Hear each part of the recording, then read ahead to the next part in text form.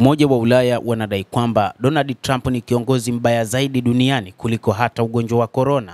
Naibu wa gavana wa Benki Kuu ya Umoja wa Ulaya amesema kuwa rais wa Marekani Donald Trump amesababisha kukosekana kwa utulivu katika shughuli za kiuchumi, na rais huyo ni janga baya zaidi kuliko hata janga la corona la miaka 5 iliyopita. Shirika la habari la RNA limemnukuu Luis de Guindos, naibu wa gavana wa Benki Kuu ya Ulaya, akisema hayo katika mahojiano na gazeti la Uingereza la Sunday Times, na kuongeza kwamba siasa mbaya za ushuru za Trump, mipango yake ya kufuta mfumo wa kifedha na kutia mkono mfumo wa kodi ya makampuni na mashirika mbalimbali imeleta mabadiliko ya haraka katika masoko na kutatanisha utabiri wa kupambana na mfumuko wa bei pamoja na riba. Ameongeza kuwa lazima tuseme kwamba kukosekana utulivu wakati huu ni janga kubwa zaidi kuliko la corona. Utawala mpya wa Marekani haujali ushirikiano wa pande nyingi, ushirikiano kati ya nchi, na wala kutafuta ufumbuzi wa pamoja wa matatizo ya wote. Haya ni mabadiliko makubwa sana na ni chanzo cha ukosefu mkubwa mno wa utulivu.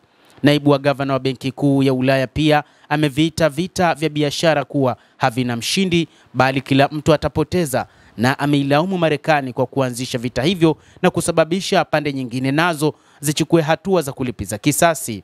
Jumapili, waziri wa mambo ya nje wa Marekani Marco Rubio alisema kwamba Marekani kuziongezea ushuru bidhaa za washirika wake wakuu wa biashara sasa inaweza kuingia katika mazungumzo ya pande hizo kuhusu uhusiano mpya wa kibiashara baina yao.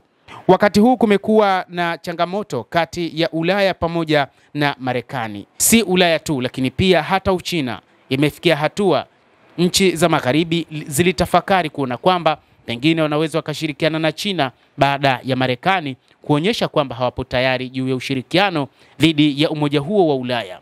Lakini katika kipindi ambacho watu wa Ulaya hawakutarajia ni baada ya kumwalika Rais Xi Jinping wa Uchina kushiriki katika mwaliko wa Umoja wa Ulaya katika kikao cha kuadhimisha miaka 50 ya uhusiano baina ya China na Umoja wa Ulaya.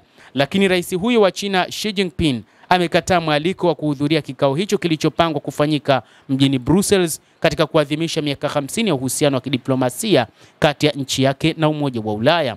Na ni kutokana na kile China ilichokikosoa vikali katika taarifa iliyotolewa na baadhi ya nchi za Ulaya ambazo zinaunda kundi la G7 kuhusiana na Taiwan. Baadhi ya wachambuzi wanaitakidi kuwa msimamo wa Xi Jinping wa China wa kukataa mwaliko wa Ulaya unahusiana na kutofurahishwa kwa Beijing na taarifa hiyo iliyotolewa na nchi wanachama wa EU katika mkutano wao uliofanyika huko Ottawa, mahali ambapo nchi wanachama wa G7 ambao pia ni wanachama wa Umoja wa Ulaya waliona China kama nchi isiyofaa kutokana na kile inachokifanya katika kisiwa cha Taiwan ambacho China inadai kwamba ni eneo lake. Rais wa China Bwana Xi Jinping ni kama vile ameona hakuna haja ya kushirikiana na watu aliowaita kama wanafiki ambao wakati huu wanauma na kupuliza. Basi mtazamaji, endelea kutufuatilia nasi tutakujuza mengi yanayojiri duniani. Mimi ni Adam Hussein, endelea kuwa nasi wakati wote, endelea kutufuatilia.